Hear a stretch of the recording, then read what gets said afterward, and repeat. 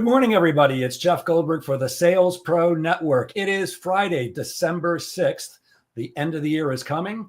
For those of you who have not joined before, I'm a sales coach and trainer. I work with both individuals and organizations internationally to help them do one thing and one thing only: get measurable and sustainable sales increases. And I founded the Sales Pro Network as a place where you can come and hang out, network with other salespeople, learn, and really to elevate the profession of sales. And if you have joined us before, you know that every Friday at 10 a.m. Eastern, I either do a live training or a live interview with someone who can add value to the profession of sales. And I promise you, my friends, today is no exception. We actually have two guests scheduled today, but one is mysteriously missing. So I'm going to introduce you to the guest who is here, and we'll hopefully get our other guest coming in soon. So the guest that you can see, he's trained more than 50,000 salespeople in 5,000 in-person workshops, 500 sales kickoffs, and hundreds of keynote speeches throughout North and South America, Europe, Asia. Oh, okay, so I see in the comments our other member does not have the link. So okay, we'll get it to him in a second.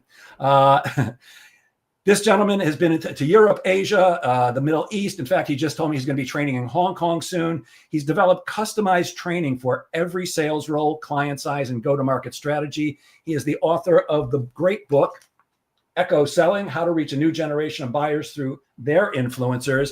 Please welcome our guest, Steve Bookbinder. And I'm going to ask Steve to tap dance a second or two while I send our other guest the link to join us right now. Well, thank you, Jeff, for having me on. Jeff and I have known each other for many, many years, and have written a couple of books together ourselves. So it's always a pleasure to be a guest on the show. And I know that he's got a big audience, and I'm happy to meet his audience. Steve, while I'm sending Todd the link, because I have to now find it. Oh, wait, he found it. All right. So before I get to the question I was about to ask Steve, I'm going to bring up our other guest. He speaks, he teaches, he advises, and writes in hopes of making the sales profession considerably more respected, while making the B2B buying journey a more confident and frictionless experience. I hope I'm describing you right, because those are your words, Todd. He's a self-proclaimed sales historian and sales nerd, and once we get him talking, you'll see why I say that. His love for sales methodology and philosophy and learning theory helped him to open doorways to simple solutions to everyday sales, leadership, and learning challenges. He is the author of two of my very favorite books. One is The Transparency Sale. I hope you guys can see that.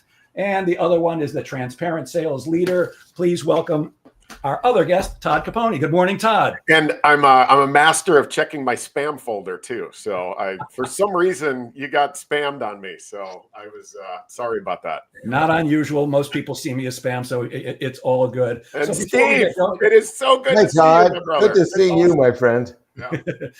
So if anybody is actually listening, then you can just ignore us, because we're just going to talk. So I actually met these two gentlemen 22 years ago, something like that. When we were all, I know it's crazy, right? When we were all working for the same sales training organization, which much like Voldemort, it's a name that we're not going to mention. But Steve was the lead trainer at that time. He trained both Todd and I how to do sales training, and he is truly masterful at it. And I learned just about everything I know about sales training from Steve Bookbinder.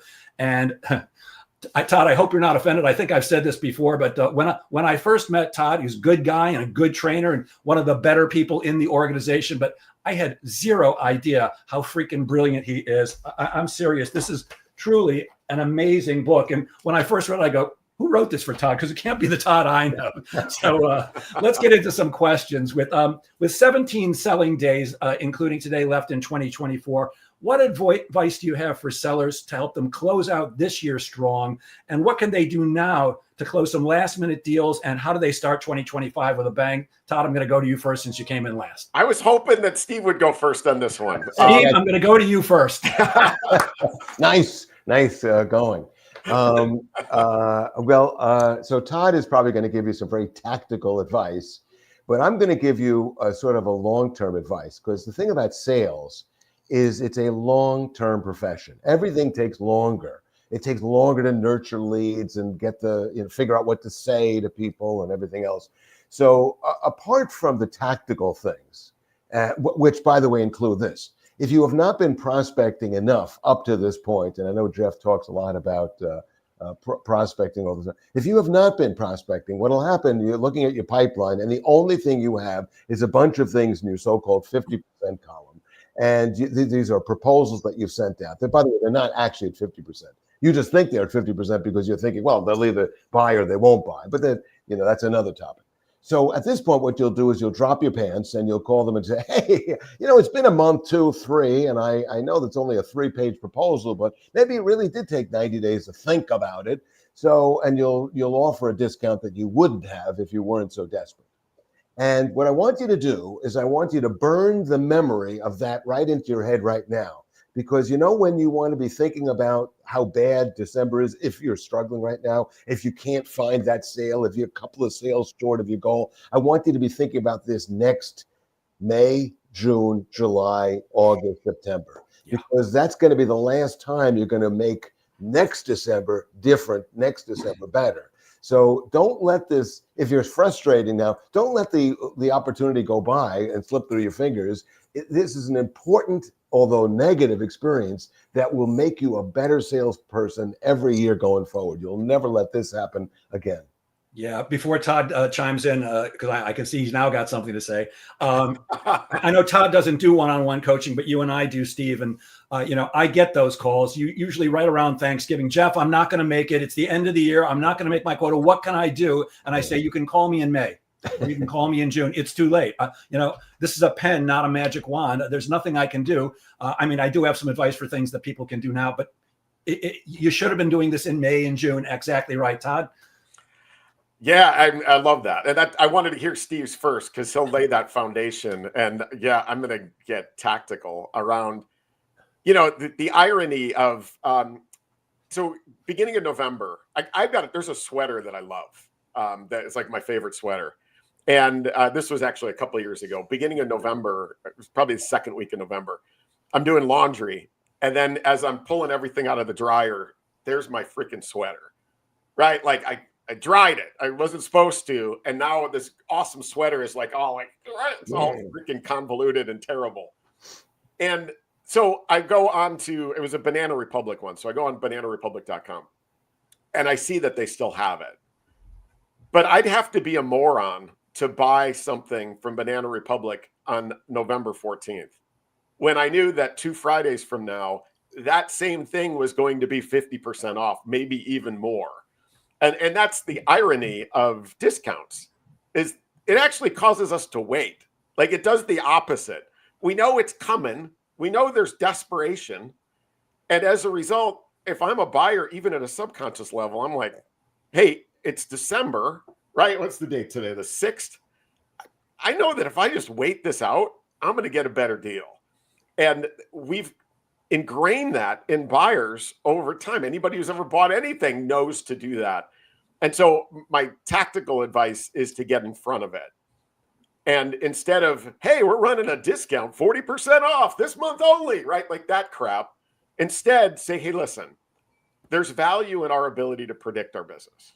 Right? Like if you're going to give a discount, you're going to try to incentivize somebody to say, listen, there's value because we've got quotas, we've got forecasts, we've got to resource this thing. If we can align around when you think you can get this done, and I'll work with you and we'll put a map together. I'll be your Sherpa through it. But let's figure out what that date is, and then I'll pay you in the form of a concession to hold to it. It changes the conversation. It gives them a why. And again, to all of your points, you shouldn't be in this issue if you set the foundation in May, June, July anyway. But right now, if it's December 6th and you're desperate, the fake expiring discount is doing the opposite. Instead, collaborate, give them a why, give them some skin in the game, tell them what you're paying for, and they're much more likely to help you out. Yeah, I hate when a salesperson says, well, for the next 2 days, I can offer you this discount, but it's going to disappear after that. My response is always, you know what? Now I'm definitely not going to buy until next week because I know you're still going to give me the discount next week. And I've done that with, do I want to say the name of the company?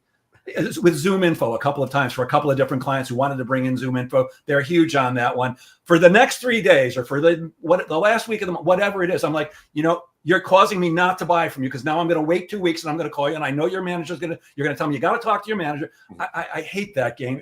It leaves me feeling slimy. And, one of the reasons for the Sales Pro Network was let's elevate the profession of sales. When you show enough value, you don't have to discount. I don't know about you guys. I don't discount. I don't negotiate. I don't discount. Right. When I tell somebody my price, that's my price. If you don't like it, let me introduce you to a couple of my competitors here on Long Island who are very good at what they do and work less expensively than me. Maybe I'm not for you.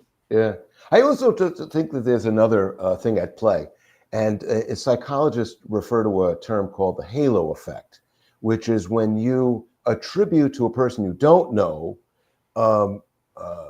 characteristics of somebody that you do know. So, for example, if you once hired a really very successful person and that person happened to be funny, the next time you meet somebody funny, you'll think, oh, I bet they'll be a great salesperson too, because that last great salesperson also was funny. Well, in that same way, a lot of salespeople do all the wrong things. They get desperate, they drop their pants, they discount. And so from the customer's point of view, they're always wondering, is this guy, this woman, is this person just like all those other slimy, terrible salespeople? Or are they that rare, great salesperson that's a pleasure to work with? And the moment you do the thing that everybody hates, then they conclude wrongly that you must be one of those crappy salespeople. And also, you must be disorganized. And if you're disorganized in the way you run your own business, how disorganized are you going to be with helping me? So they attribute all these negative things. So we have to work against the perception they have of salespeople, which means that we have to undo the damage that the 80% of salespeople in the past have done and ruined our reputation to everybody. Yeah, what I've been telling people is that first, call everybody who you spoke to this year who didn't make a decision, who told you they needed to think it over or whatever it is, and say, hey, it's the end of the year. Have you thought it over enough? Shall we move forward? And there might be some who actually are ready. They are just too busy to call you and say, let's do this. You might catch them at the right time. Also call up previous clients, see if they have any needs. And this is something you absolutely taught me, Steve. For anybody who works with a larger organization, contact them now and say, hey, do you have budget you need to dump? Because I can invoice you now and we'll work it off next year. You taught me that. I did it immediately. And I remember Cablevision, which is now LT, sent me a check for like $25,000 just because I picked up a phone and called them and said, do you have budget to dump? Because as you guys know, a department has a budget set. If they don't use it, they'll usually lose that portion for the next year. So they want to use it. So that's what I've been telling people. And the other thing I've been telling people is now is absolutely not the time to stop prospecting. This is typically the time of year when salespeople go, it's, the holidays. Nobody wants to talk to me anyway, so I'm not going to. I like to do what the other guy doesn't. And if you don't prospect now, you're going to have a real problem in January because we all know there's a delay. Todd? I was going to say, I saw a post yesterday by a sales guru that was like, nobody's going to take your call in December. It's a waste of time. And I literally thought of you. I was like, I hope Jeff sees this because that's hilarious to me. Like, all right, cool. All these people don't. Make it easier for everybody else. I didn't see that one, and I don't know who you're talking about. I'll send it to you. It's because it's a Northeast guy. I think you know him. So it's nuts. It's not only salespeople have ruined our reputation; sales gurus have ruined our reputation. What an idiot! I often talk about, even though I don't like sports at all, I like sports movies, and now I can't remember the name of it. It's got Susan Sarandon in it and Kevin Costner's in it. Baseball movie, Major Leagues. Yeah, not Major League, but it's one of those. At any rate, she's kind of a groupie for the baseball team, and at one point they're on a bus. What is it? Bull Durham. Bull Durham. That's it. Exactly. Yeah. Thank you, sir. When you guys both get to my age, you won't remember a damn thing. Exactly. But in the movie, it keeps me alive.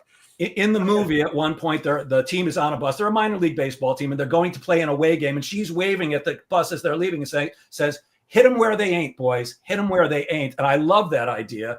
And the way I take it is, let's do what the other guy or gal isn't doing. And the other guy or gal is taking it easy now and coasting to the end of the year. That's not who I want to be. I want to keep pushing forward. There's something else I want to talk to you guys about. I'm asked constantly these days about AI, artificial intelligence in sales. People seem to be very afraid that we salespeople are going to be put out of business. Now, I think there could be a time that comes when that happens, but I don't think it's going to be anytime soon. So how do you guys think AI is going to impact the profession of sales and sales activity, and how can we use it? Are you ready for a rant? I Like, am. everybody ready? Buckle That's up. why you're here. Yeah, so that's right. So I don't know if you can see this, but over my left shoulder here, so I'm building like a sales museum in my house. I have a problem. My wife is a saint for putting up with it. But that's an original 1908 phone that I had fully rehabbed. And part of the reason I hang it back there is it's meant to be a reminder. When you go back to, you think about this sales revolution that we've got going on right now, sales tech revolution with AI and all of that. And there's so much new tech. I would argue that the biggest sales tech revolution kicked off in March of 1876 when the notorious AGB, Alexander Graham Bell, made the first phone call, right? Because up through the 1910s, every sale had to happen face to face. It had to happen where I'm looking you in the eye, I'm shaking your hand, I'm sitting across the desk from you. The 1910s is when the phone started to revolutionize sales communication. And that also coincided with the perception of the modern salesperson going in the toilet, because we forgot that we're dealing with human beings. And so my rant is salespeople ruin everything. But it's based on the idea that when we look at sales tech, this amazing tool, this gift to sales that makes communication so much easier. I don't even have to leave my house. I don't have to put shoes on. You know, I can build a business from my home at scale. That word scale is what gets us every time. We needed tools to prevent salespeople from using the telephone, caller ID, and that sort of thing. And when that didn't work, we needed a do not call registry that in 2022, AGB would be rolling over in his grave knowing that there was 221 million phone numbers on it, right? We ruined it. We did the exact same thing with email, right? This incredible gift that would revolutionize communication and the way that we reach out to people, and we needed tech to prevent it. That didn't work. We needed the Canned Spam Act of 2005, right? Like, we keep doing this. I see the exact same thing happening with AI. That you can see it already, that we've got this dirty word scale stuck in our head, and we're using it for evil, not good. It goes back to this. It goes back to this idea that the original definition of sales, 1911, Arthur Sheldon, it's one of my favorite sales quotes of all time. It's true salesmanship is the science of service. Grasp that thought firmly and never let go. If we go back to thinking about our profession as being a service profession, that we're dealing with humans and that we're trying to help them achieve successful outcomes, whether it's with us or with somebody else, if you can scale that, use tech all you want. And that's the fantastic thing. I am getting a ton of value from AI in terms of helping prep for calls, prepping for meetings, being smarter, and I could use all the help I could get, having intelligent conversations with C-level sales executives, with organizations. If we continue to see it through that lens, that, hey, I can be more effective for you, Mr. or Mrs. Customer, we're going to win. If I keep getting these freaking AI chatbot emails, they're ruining it. And I don't think it's a threat to the profession at all. Yeah, Steve? Yeah. So I'm going to leverage on some of the history that Todd brought up. My favorite historical thing happens to be the introduction of sales training. So sales training was developed by the National Cash Register Company owner, now called NCR. Yep. In the old, and we have one of these old-fashioned cash registers in my house. John Patterson, right here. There we go. And the cash register in the old days was like this. It weighed a ton. I mean, when I move this thing around my house, it's a decorative thing, but it takes like two guys to move it. And so, what was around before a cash register? Well, the store owner would sit behind a desk of drawers and open up the top drawer and put the money in different stacks by denomination. And so, when you came in with a cash register, the guy would say, well, I've already got something. What do you got? Well, I got this drawer that works perfectly fine. I don't have to pay for it. It's already fine. And now the cash register company knew that there was an advantage, as we've seen. All the stores run their whole knowledge base through the cash register, but it would not sell itself. And so what was needed was an understanding of what's the messaging that you'd need, especially one that the guy's going to say, you've already got something. How is this better? What's the advantage? What's the difference? How is it ROI positive? What problem does it solve? And so he developed sales training based on that, He also came up with the idea of the buying funnel, that people are at the top, the middle, the bottom. All of them reflecting different emotional and psychological states you'd be in. What are you listening for when you're at the top? In that same way, AI allows us to customize our language for the top, the middle, the bottom. AI allows us to customize our language for what makes us better, different, etc., customized to that persona. I'm working right now with you. I think you both know Michael McGowan. With Michael McGowan and I have been working for a couple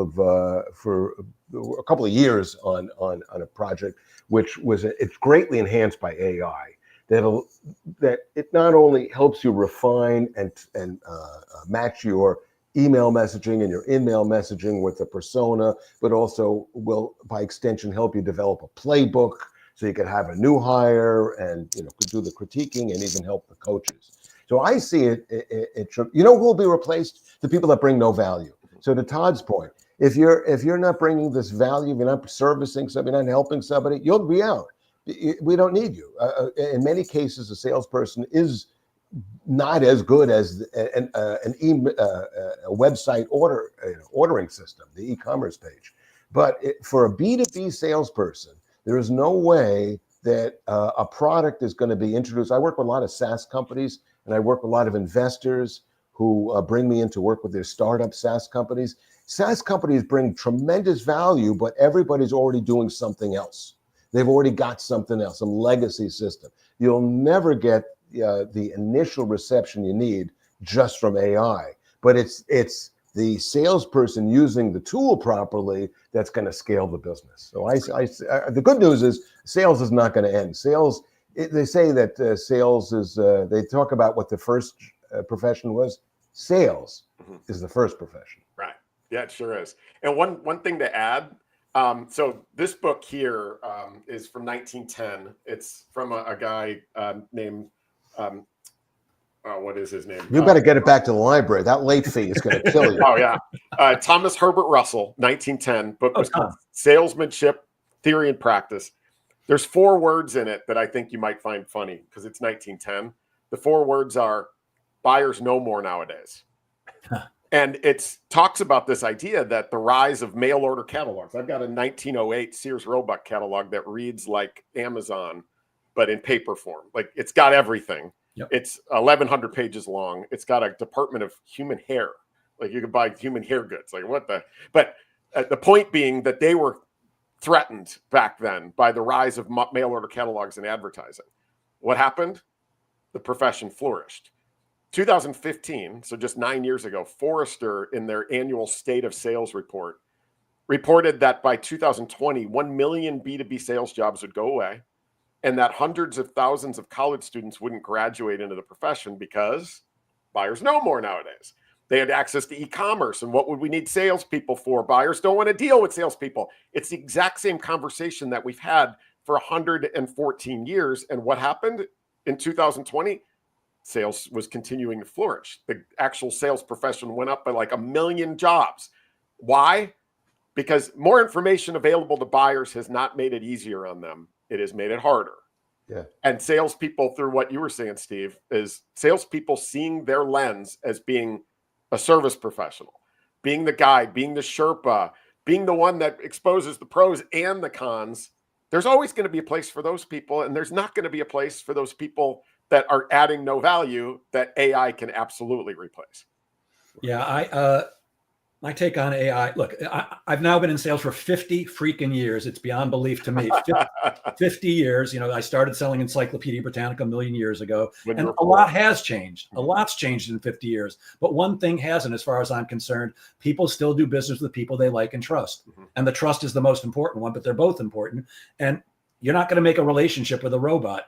I think AI is a great tool, and I agree with what you both said. The sales rep that embraces AI and uses it effectively is going to outperform the salesperson that doesn't. One of the things, I actually have a very good friend who developed an app that goes on top of LinkedIn and helps you write your posts. And it's brilliant. It's great, except every time he posts something, I know whether he wrote it or his AI wrote it. Yeah. I can almost always tell when something's written. What I use AI for quite often is to help people with email cadences. But first of all, you have to be a good prompt engineer. You have to know what to say. But AI, if I say create a 7 email sequence over 4.5 weeks that does this, and the other thing, they all start out with hope you're having a good day or hope you're doing well today. It's like, come on, let's get a little bit more human. Steve, I'm going to hold it up again. You wrote the book Echo Selling: How to Reach a New Generation of Buyers Through Their Influencers, because you said B2B buying has changed. Can you explain that? Yes.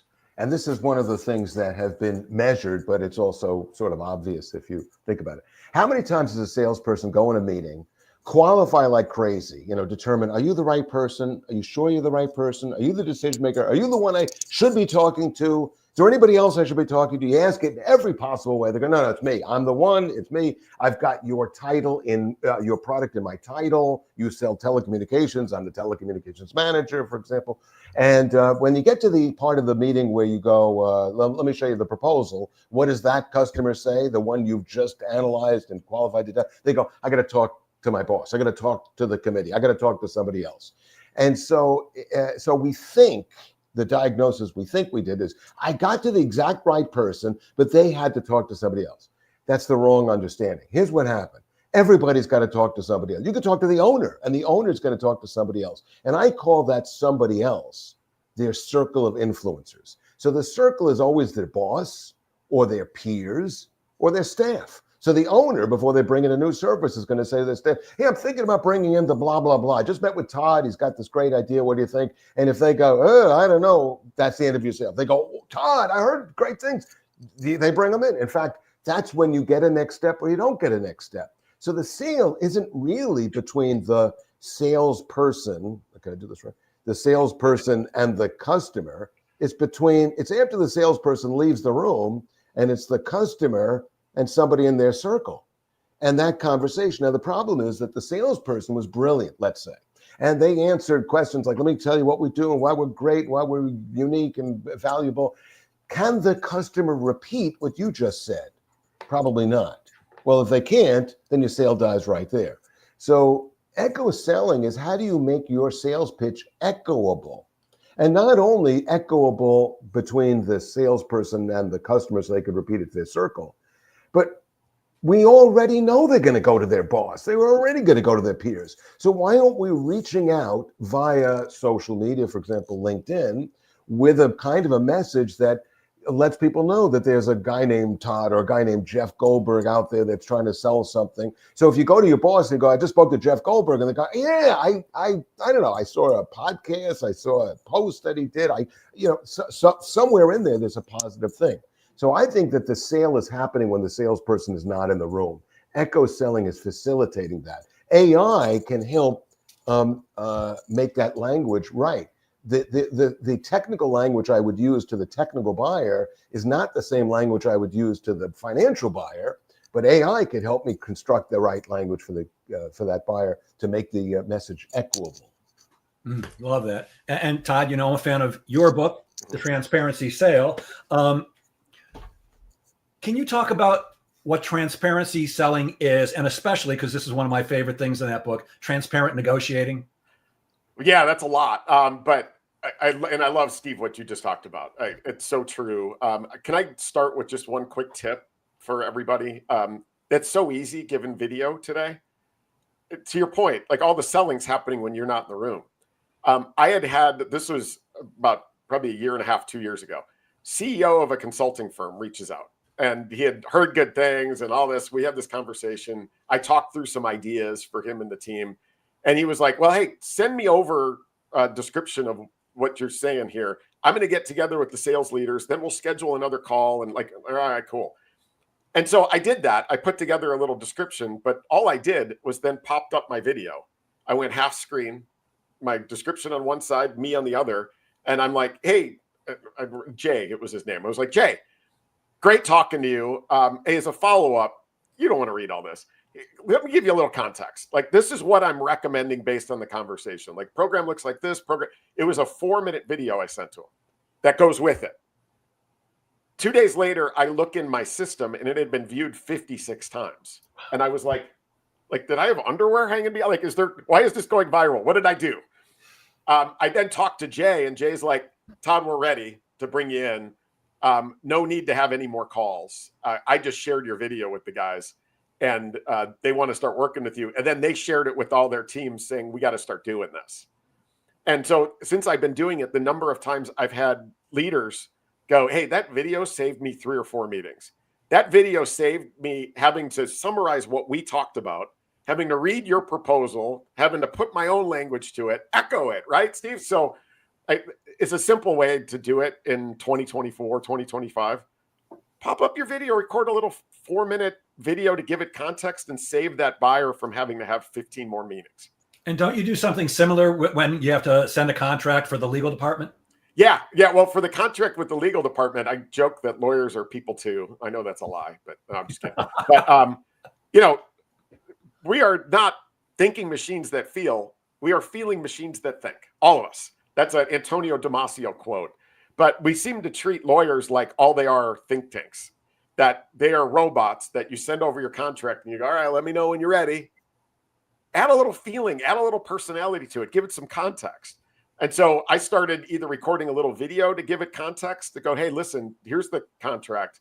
Here's the parts that sometimes people get stuck on. And here's why I have it worded this way. And give it a little personality, or put a little cover letter on it that says that. Like, hey, thanks for spending the time on this. Appreciate you even considering me to be a resource for you and the team. Here's a little context around there. I found that my red lines or my contracts don't get redlined at all. 4 out of the last 5. And I think it was 3 or 4 of those turned around in 2 days signed.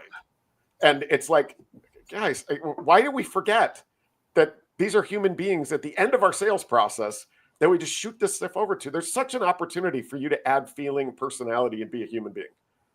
Yep, love that. So what about transparency, selling, and negotiating? Yeah, so let's talk about just what transparency means first, because it's an overused word. It's funny, I've been so associated with transparency now. I get tagged in like every LinkedIn post that uses that word. Like, hey, here's a light bulb.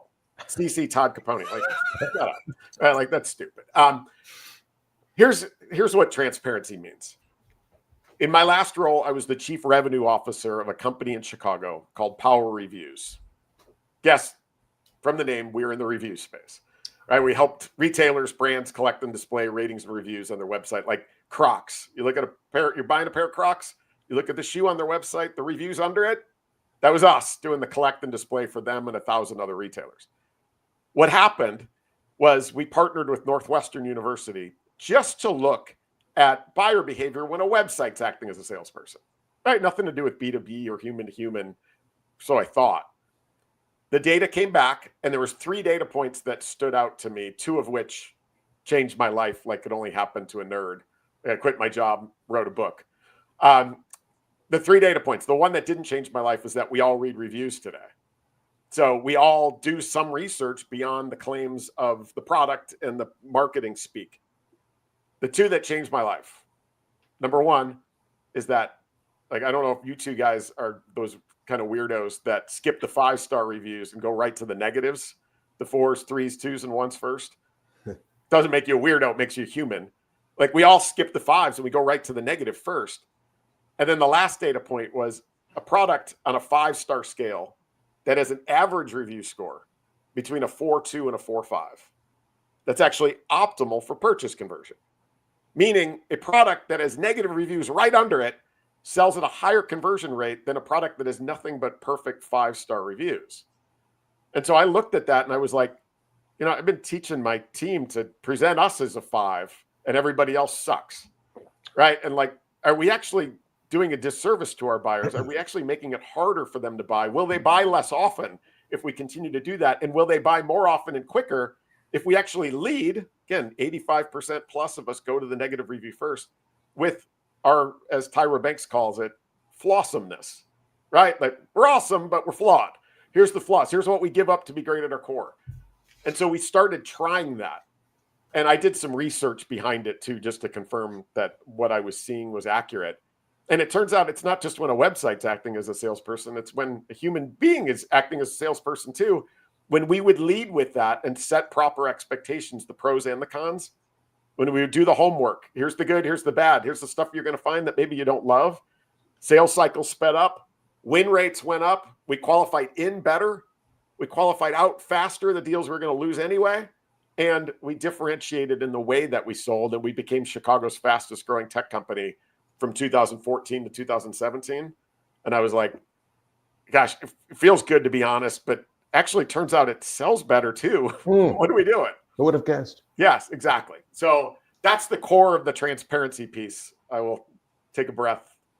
Well, could you just take one quick breath? But I love your piece on transparent negotiating. Yeah. It's just brilliant, and it's not what most people do. Could you just kind of explain that a little bit? The examples in the book were just brilliant, and it really opened my eyes. Well, cool. And it's such a simple, stupid concept, but it's based on the idea that, I've always been like this, where I always felt like sales, my role was to help customers achieve optimal outcomes, build relationships, to be their Sherpa, to be their guide. And so we build all that trust all the way through the sales cycle. And then at the goal line, customer says, yes, we go, all right, cool. I'm going to start lying to you now. I'm going to change personalities. I'm not going to care about your outcomes. I'm really going to focus on mine. And I learned all I know about negotiating from former FBI hostage negotiators. What? Like that's this. I could never do it. I sucked at it. And I got thrown into a big negotiation back in 2008 as $4.5 million deal. It might have been even bigger than that. Where I walk into a room, there's procurement agents waiting to kick my ass. And I just kind of went blah and spewed out transparently what our pricing model was based on. And here's the 4 things that drive our pricing. Turns out it's the 4 things that drive your pricing and every for-profit company in the world's pricing. But so I built trust, discounted less, customer negotiated their own deal, became more forecastable. And the 4 things are every for-profit company in the world has 4 things that drive their pricing. Number 1 is volume. So how much you buy, right? Buy more, better. Commit to less stuff, not as good. All right. So volume. Number 2 is timing of cash. Most companies like money faster, pay faster, better, pay slower, not so good. So timing of cash is number 2. Number 3 is the length of commitment. Commit longer to our products, technology, services, good. Commit shorter, not as good. And then number 4 is what we talked about at the beginning, which is the timing. Help us forecast, right? If you can help us forecast, that's good. If you're going to sign whenever the hell you want, cool, but not as good for us. And so basically that was it. I went into this room and I was like, hey, our pricing is based on how much you buy, how fast you pay, how long you commit. And then we align around timing. Here's the cards, you negotiate your own deal. And not only did it do all those things, but we were friends when we left. Everything that we gave away in the form of a discount, we were paying for. It was a 3-year deal. They paid all up front to get a few % off, and they helped us with our forecast. They helped us fund our business for 3 years, right? It was amazing for them to be able to pay it up front, but that's the concept. Transparent negotiating is, here's what our pricing's based on. There's levers that move it a little bit here and there, but our price is our price is our price. And next thing you know, everybody stops negotiating with you. Yeah. What I love about it is, opposed to trying to crush the other person, like you said, suddenly you turn into their worst enemy instead of their best friend. Right. You're saying, hey, look, here's what I want. What do you want? Let's see if we can come together. And quite often what I've found since I've been doing that is we both really want the same thing. It's so easy. It really is. And it's helped me so much in my business too. Like Jeff, when you said you don't discount, I'm betting though that you would be willing to help a customer out if they're willing to commit to doing more programs or more one-on-ones or like doing a higher volume with you. I just had a customer, now I'm doing a kickoff in Salt Lake City next month. And they were like, Todd, where can you help us out? And I was like, well, based on the volume of people, we're kind of maxed out there. If you want to pay faster, that's something I'm willing to help you out with. And they're like, to your point earlier, they're like, you know what? We still have some funds from 2024. How about we pay you right now? I'm like, cool. Yeah, I'd pay you in the form of a discount for that. It's like that's what happens. And there's no like charitable discounts like in the form of charity to their bottom line. I'm paying for something. You're paying me faster. Here's what you get for that. That's it. It's super easy. Yeah, when I say I don't discount, I don't. What I mean is when somebody says to me, "Can you do any better on the price?" My answer is no. Right. I don't just drop my price just because you want me to. But if I can give you something and get something back, that's the essence of real negotiating, as far as I'm concerned. Steve, anything to add about negotiating? Well, actually, I'll say one last thing. Right. There's a reason why when you go to the grocery store, you don't like pull the celery and go up to the front desk and go, "Hey, can I have a discount on this? I've got a budget issue," right? Or like, and they're like, "Well, buy less of it." Like that's the concept, right? That when we know that our price is based on something, we negotiate less often because we know what the price is, and that's all we're doing. We're firmly defining the price and what moves the levers. That's it. It's a simple concept. Steve? Yeah, well, great tactical things. One of the things I find that most people are uncomfortable talking about money. Mm-hmm. It's one of the things you'll tell your best friend all kinds of secret things about yourself. I've got a mole. You'll tell them, but how much money do you have in your pocket? Oh, nobody wants to talk about that. So I find that the first thing I like to do is break the ice on that. So when people say, "Can you change the price?" I always go, "Is it too high or too low?" Like, I'm willing to accommodate. I just don't know which way to take it. And they always laugh. And they go, "Too high, too low." No. And I'll go, it's actually better if it's higher. It's better if it's higher. Why would it be better if it's higher? Well, you better have an answer for why it's better if it's higher. And, you have an answer. If your goal is to not negotiate, then here is the number one way to do it. Ready? If you're in the audience, I want you to write this down. I learned this from a very successful friend of mine. Have two buyers.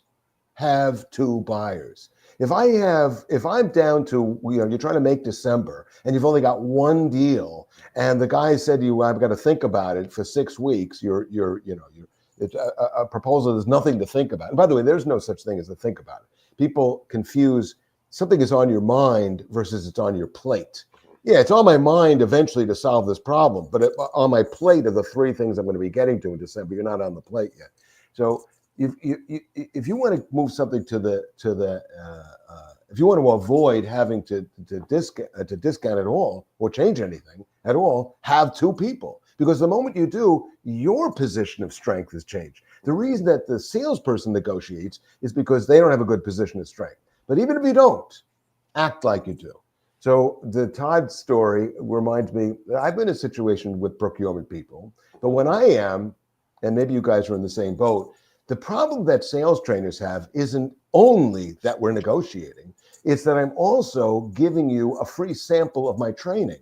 So if I don't, in my negotiation, demonstrate negotiation mastery in a way that you would want your company to do the same thing, then I have failed. So when I meet with procurement people, it's like, bring them on. Mm-hmm. Here's the thing that procurement people do. They're like bullies. You know what bullies do? They ask you a question and then they punch you in the mouth. They go, "Are you the manager?" Yeah, boom, like that. They punch you. So they always get the first question in first. So what I do is I get the first question in first. And here's the question. Procurement person goes, "Steve, it's good to meet you." And I go, "Hey, it's great to meet you. Hey, can I ask you a question before we begin?" Yeah. Are you here to wrap up this deal quickly, or are you looking to renegotiate the rates? By asking that question right up front, I can already map the entire conversation. I know what the range of answers they're going to say, what my range of answers could be, what their reaction will be, and where I could take this thing. And then finally, I know this. I mean, to put what you guys said in maybe simpler terms, change the deal. The problem with taking the same deal and saying I could do it for less is it makes you look like a liar. Well, wait a minute. You told me that was the price. Well, now you're telling me that there's another price. Well, how come I had to have my foot in your throat before you told me that? Why didn't you tell me that up front? So change the deal. So if the price was here, make it. So just find a different way of saying the deal. And sometimes you can change the deal by making it bigger. Sometimes you can change the deal by saying, "You know what? Instead of doing one thing for this amount of money, how about I do 5 things for this amount of money, but the average cost per would be or instead of doing this thing for this amount of money, which you're concerned about, what if I only did a fraction of it? And if you like it, we'll continue with the rest of it." So if you buy the dream of the whole thing, you're absolutely sure you're going to buy the little piece. And the reason that that's significant for me is when you're in B2B sales, I think there's a world of difference between moving the sale from $1 to $100. That's relatively easy. The hard part is going from $0 to $1. And especially with a big corporation where you can't even get the sale unless you're a master, you have a master service agreement, and you've got you're an approved vendor, and there's a whole process you have to do just to get paid. So I don't care if this is our first deal together and this gets me approved vendor status for $1, I'll take it because I could grow $1. What I can't grow is $0. Yeah, I love what you said about if you've got one deal in the pipeline, you're just not going to be able to negotiate effectively. I always say consistent and effective prospecting and a full pipeline puts you in a far better position because you can afford to walk away. Excuse me. And the thing about why would I pay more? I actually had a client who referred me to a speakers bureau because I wanted representation. And we had a great conversation. And I said, so, what do you get? He goes, we charge either 20 or 25%. I'm like, well, why would I want to pay you 25 if you're willing to work for me for 20? He goes, Jeff, who do you think I get more gigs for? Somebody who's going to pay me 25 or 20? And I'm like, I'll pay you 25 all day long. I'll pay you 30. How do you like that? Whatever you need. Steve, if I remember correctly, you did stand-up comedy professionally for 6 years or so. Todd and I were both trained by you. And I still believe that almost every word that comes out of my mouth is really something you said and I just took as my own, which you generously, allow me to do. I think Todd and I can both credit our use of humor when training and presenting to your example. In essence, you gave us permission to have fun on our jobs. No doubt. No, can I just put an exclamation point? But Steve, like literally, you made those types of engagements so much more fun than any trainer I'd ever been in a room with before. And I was like, I want to figure out how to do that. Yeah, the quarterly meetings were just brilliant. It's like I couldn't wait to get Steve up there. In fact, I remember introducing him once. Maybe we were in Canada. It was like I was just trying to be funny just so I could make Steve happy. And maybe he would think I was doing a great job. But Steve, why is humor so useful when giving a presentation or a training session? And should humor be used with prospects during the sales process? First of all, if you happen to not be a funny person, then funny is probably not going to work for you. But the reason that there's a skill that stand-up comics have that is an underappreciated skill, and I've seen you work as a stand-up artist, Jeff, and you're very good at what you do. But here's the skill that's sort of like the magic trick of it. If you watch the stand-up comic night after night after night after night, same act, night after night. What you start to realize is that the stand-up comic is constantly changing the act based on the reaction of the audience. You see that something is not working, you move on. But what's so subtle about it is it's a very quick change. The reason I like humor is I immediately know you're paying attention if you're laughing. And the reason that's significant is most people barely communicate. You're in the middle of a conversation and the person's looking at you, but the SpongeBob cartoon, SpongeBob would do this thing where he'd take 2 half ping pong balls and put like a dot, so it looked like he was looking, but he was sleeping behind them. That's what most people are doing. They're looking and they're going, And meanwhile, what they're actually thinking, they're not listening to your sales pitch. They're going, when I go home, my wife said to bring milk, skim milk, don't forget the milk, don't forget the milk. And so they're missing everything. So when you hit them with something that's funny, you got their attention. I don't assume you're ready to hear the gist of what I have to say until I have your attention. So it's a principle in marketing, it's a principle in stand-up comedy, it's a principle in selling. First, get their attention, knowing that the attention span is like a sine curve. It's always going up and down. You're always losing it. So that's why I like the humor. But it only works if you're going to adjust. You're using it to adjust. For example, if you're saying something that should be funny and the other person goes, yeah, then they're not ready to hear the meat of the thing. You got to pull back. You got to find another way to re-engage with them. So you're doing purposeful humor, but you also couple that with the ability to adjust, and therefore you got to walk into every meeting with more than one way to say things. Yeah. I find most salespeople have like one way to say things, and no matter who's in the room, they're going to say it that same way. If everybody left the room, they would say it the same way. The stand-up comic is much more sensitive to the audience. Yeah, it's funny what you said about catching their attention because I've been doing stand-up now for a little over 3 years, and I'm still a neophyte. It's still exciting and brilliantly fun every single time. But what I realized is that my opening joke that I've been using for a while took me too long to get to the punchline. It's a great joke and a great story, but I'm having fun, but the audience is sitting there going, okay, when's the laugh coming? And I know I'm leading up to it, but they don't. I mean, they assume I'm going to get them to laugh eventually. And I switched the order of my jokes and put a joke where there's a joke like the laugh comes like 12 seconds in.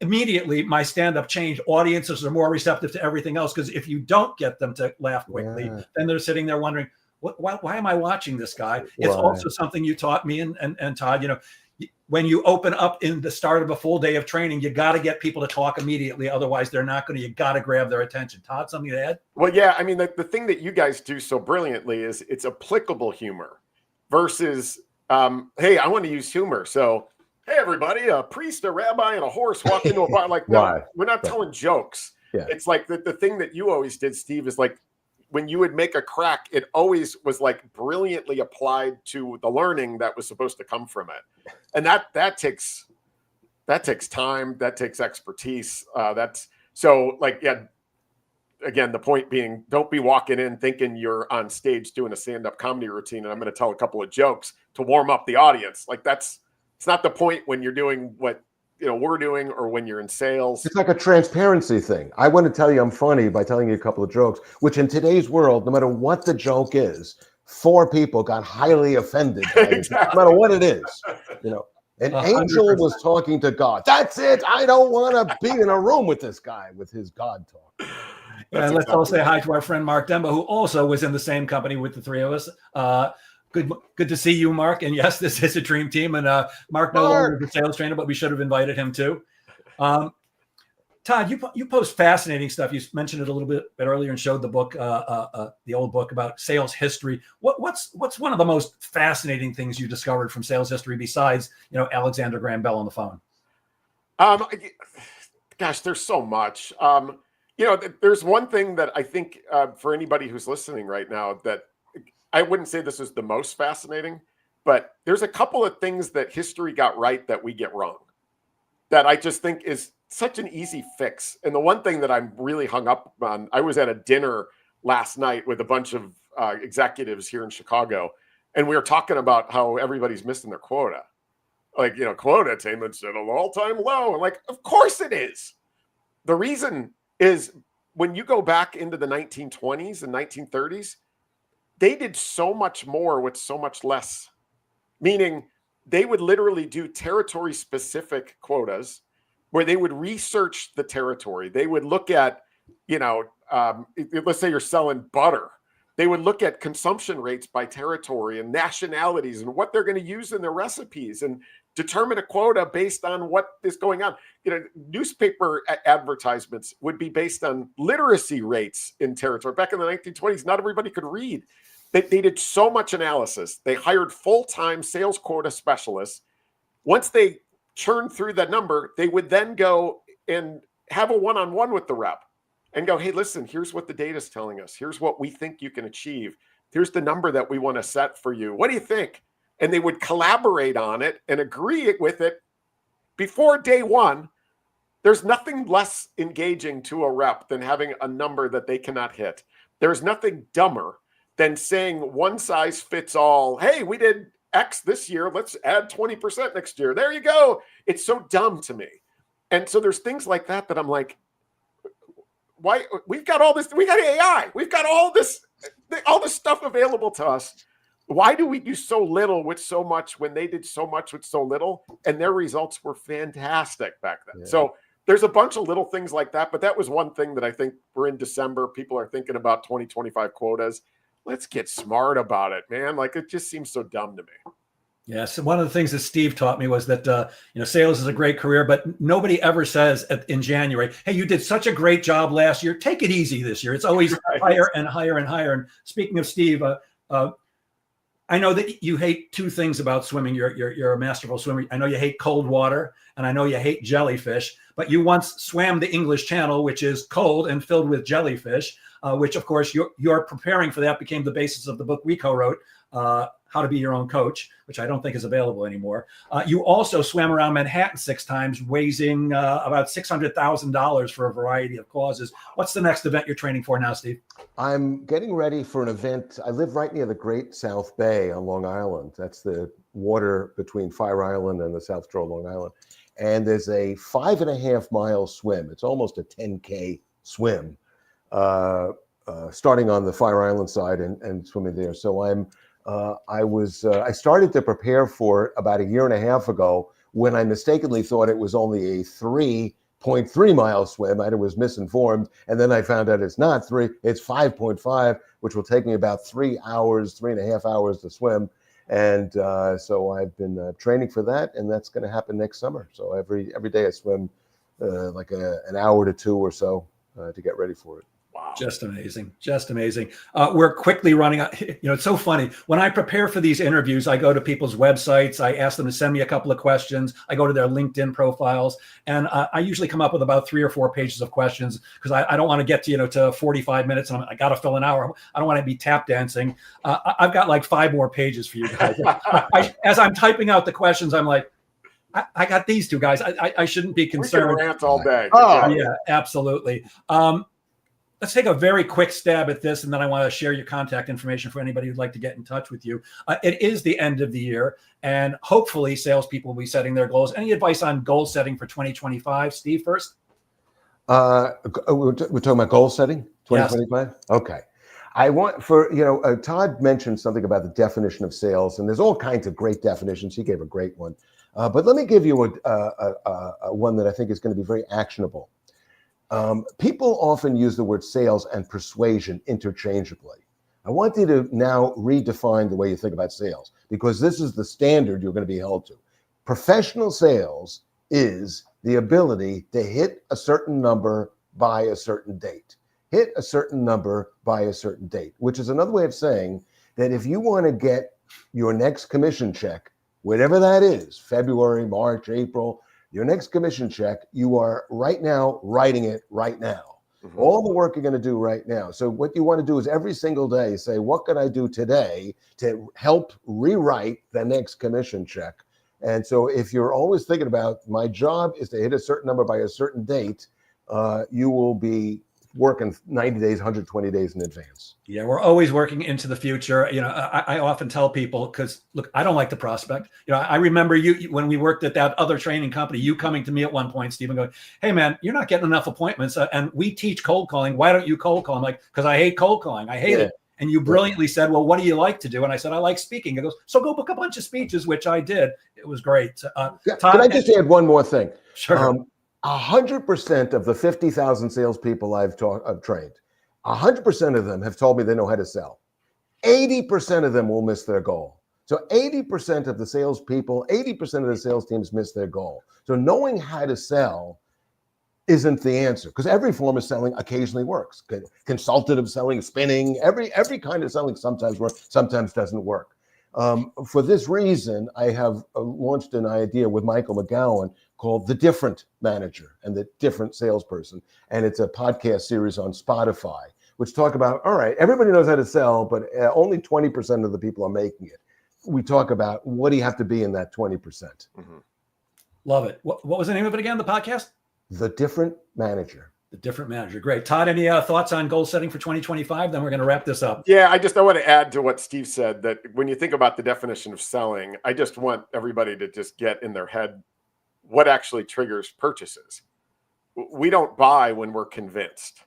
And that's something that's like, I was taught like, hey, we got to convince them. No, we as human beings, there's a reason we go to the negative reviews first.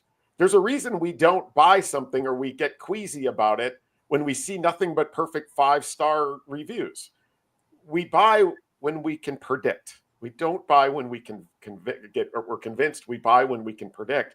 And I think if we just go into 2025 with that lens and go, and my role is to help you predict, whether it's with me or with somebody else as quickly as possible, because my most valuable asset that I have in inventory that I can convert to revenue is my time. And it's never going to be any earlier than it is right now. So like, get your arms around that, and you can make little tweaks. It's amazing when you look at what actually the inputs that lead to results. you make little tweaks, big results happen. You know, a couple more deals, a couple dollars bigger, win one or two more, do it a little faster. Those four together lead to 20, 40% growth. And again, all of those are influenced by your lens of helping buyers predict, not trying to convince. Well, you mentioned time, and unfortunately we are out of time. I could talk to you guys all day about this, and hopefully you'll agree to come back. But before we go, I'd like to, Todd, you didn't send me one, so I'm going to share Steve's first. Steve, you want to tell everybody, people who can see this can see what I'm showing now. I'm sharing my screen, but this will be converted to a podcast. How do people reach you, Steve, if they want to? I'm Steve Bookbinder, and my email is steve@stevebookbinder.com. My website is www.stevebookbinder.com. And you want to give out your phone number? Contact me on LinkedIn if you have any questions. You want to give out your phone number, Steve? Yeah, sure. 347-882-1340. Operators are standing by. And Todd, I don't have a slide for you, but would you like to tell people how they can reach you? I have the feeling I have another email from you in my junk folder, given that I didn't know that I was on the hook for that. But it was the one with the link. Oh, it was? Oh, perfect. All right. So yeah, it's toddcaponi.com is where you can find me and a ton of my nonsense. I share a lot of it on LinkedIn too.